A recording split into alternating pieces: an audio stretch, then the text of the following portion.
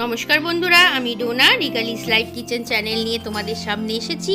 আজকে আমি তোমাদের জন্য নিয়ে এসেছি চিতল মাছের রেসিপি। এই রেসিপিটা দেখেই তো তোমাদের লোভ হচ্ছে, সেটা তো আমি বুঝতেই পারছি। এই রেসিপিটার নাম হচ্ছে চিতল মাছের কালিয়া।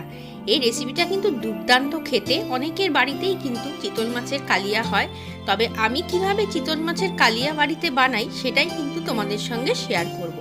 চলো তাহলে দেরি না করে রান্নাঘরে গিয়ে ঝটপট দেখে নাও কি করে বানাচ্ছি আমি চিতল মাছের কালিয়া। আর হ্যাঁ, যাওয়ার আগে বলে রাখি, যদি ভালো লাগে তাহলে কিন্তু লাইক কমেন্ট শেয়ার করো।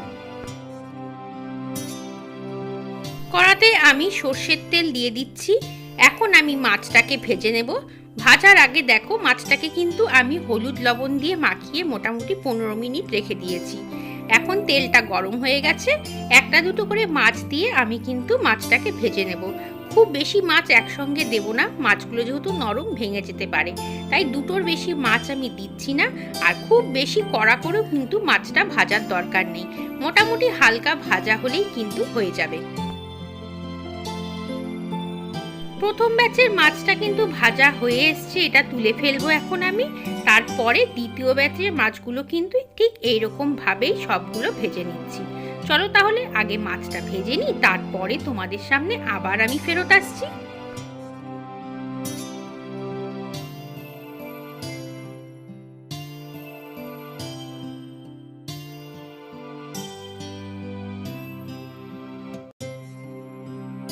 সব মাছ ভাজা হয়ে গেছে, এখন আমি তুলে নিচ্ছি। এই বাকি তেলটার মধ্যেই কিন্তু রান্নাটা হবে। গরম তেলের মধ্যে দুটো তেজপাতা, একটা শুকনো লঙ্কা আর 1 চামচের মতো জিরে দিয়ে দিচ্ছি। এগুলোকে আমরা 10 সেকেন্ড তেলের মধ্যে নাড়াচাড়া করে নেব। এলাচ, লবঙ্গ, দারচিনিকে থেতো করে নিয়েছি হামানদিস্তায়। এই গরম মশলাটাও কিন্তু ফোড়নে দিচ্ছি। আর এইদিকে দেখো, দুটো পেঁয়াজ, একটা টমেটো আর দুটো কাঁচা লঙ্কাকে মিক্সিতে আমি একটু পেস্ট করে নিয়েছি। এই পেস্টটাকে আমি তেলের মধ্যে দিয়ে দিলাম। খুব বেশি মিহি পেস্ট কিন্তু করার দরকার নেই, মোটামুটি একটু ঘুরিয়ে নিলেই হয়ে যাবে। পেঁয়াজ, কাঁচা লঙ্কা আর টমেটোর পেস্টটাকে কিন্তু মোটামুটি মিনিট 5 সময় ধরে আমরা একটু ভেজে নেব। পেঁয়াজ ভাজাটা আমাদের মোটামুটি হয়ে গেছে। এখন আমি এর মধ্যে 2 চামচের মতো আদা পেস্ট দিয়ে দিচ্ছি। দেখো, আমি একটু জল দিয়েই পেস্টটা তৈরি করেছি, এটা মোটামুটি 2 চামচই আছে। সেই পেস্টটা দিয়ে দিলাম। এখন এই আদাটাকেও কিন্তু আমরা ভালো মতো ভেজে নেব, যতক্ষণ না কাঁচা গন্ধ দূর হচ্ছে। পেঁয়াজ ভাজার সময় আমি এখানে 1 চামচের মতো নুন দিয়ে দিচ্ছি। নুনটা আমি মোটামুটি একবারেই দিচ্ছি। 1 টিস্পুন ধরে রাখো আমি নুন এর মধ্যে দিলাম, আর 1/4 টিস্পুনের মতো চিনি দিলাম। আমি আরেকটু সময় ধরে কিন্তু পেঁয়াজ, আদা, টমেটোগুলোকে ভেজে নিচ্ছি মোটামুটি, আর 10-15 সেকেন্ড ভাজলেই কিন্তু হয়ে যাবে। 1/4 টিস্পুনের মতো হলুদ গুঁড়ো দিয়ে দিচ্ছি। 1.5 টিস্পুনের মতো আমি এখানে ধনে গুঁড়ো অ্যাড করছি। 1/2 টিস্পুনের মতো আমি জিরে গুঁড়ো দিচ্ছি। 1/4 টিস্পুনের মতো কাশ্মীরি লঙ্কার গুঁড়ো। আমি যেহেতু সমস্ত গুঁড়ো মশলা ব্যবহার করেছি, তাই অল্প একটু জল দিয়ে দিলাম। জল না দিলে কিন্তু গুঁড়ো মশলাটা পুড়ে যেতে পারে, সেই জন্যই সামান্য পরিমাণ জল আমি দিলাম।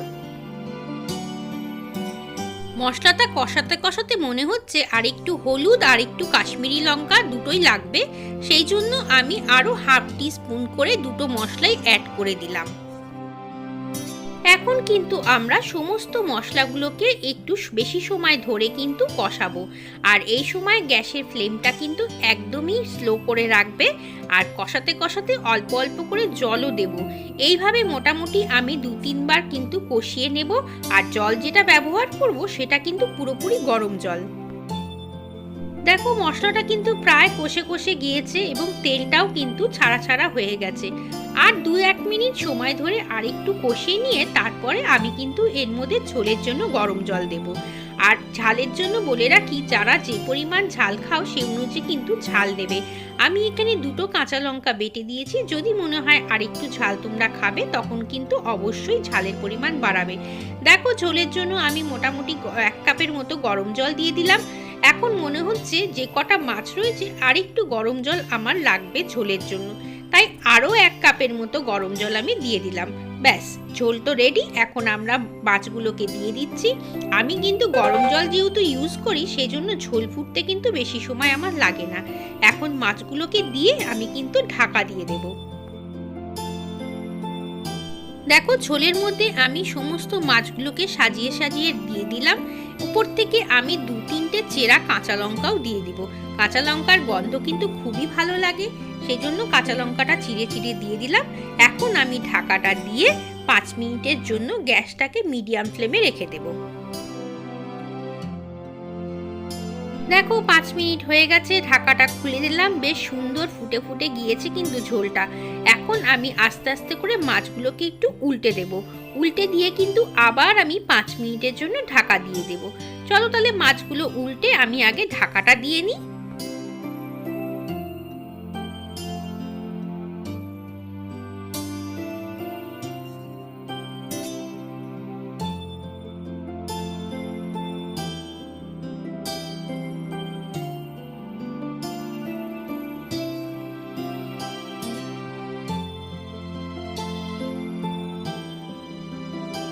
সব মাছই উল্টানো হয়ে গেল। এখন 5 মিনিটের অপেক্ষা।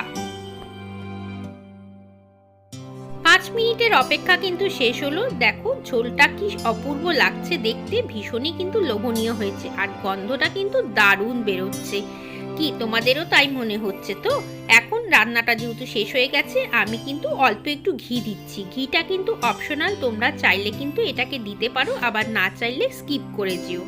ঘি দেওয়া হয়ে গেছে। এখন আমি ঢাকা দিয়ে এটাকে 5 মিনিট স্ট্যান্ডিংয়ে রেখে দেব, তারপরে কিন্তু পরিবেশন করে দেব। এই দেখো, তৈরি হয়ে গেছে চিতল মাছের কালিয়া। কি কেমন লাগলো রেসিপিটা? ভীষণই লোভনীয়, আর গরম গরম ভাতের সঙ্গে কিন্তু ভীষণই ভালো লাগে। বাজার থেকে চিতল মাছ এলে ঝটপট কিন্তু এই রেসিপিটা ফলো করে বানিয়ে নিও। আর বাড়িতে কোনো অতিথি এলে এইরকম করে যদি চিতল মাছ বানিয়ে দাও, দেখো অতিথি কিন্তু প্রশংসা না করে আর যাবে না। কি কেমন লাগলো? যদি ভালো লাগে তাহলে কিন্তু অবশ্যই লাইক, কমেন্ট, শেয়ার করো। আর যদি নতুন বন্ধু হয়ে থাকো, চ্যানেলটাকে সাবস্ক্রাইব করে নিও। চলো আজকের মতো বিদায় নিই। আবার আসবো অন্যদিন অন্য একটা সুন্দর রেসিপি নিয়ে। ততক্ষণ তোমরা সবাই ভালো থেকো এবং সবাইকে টাটা।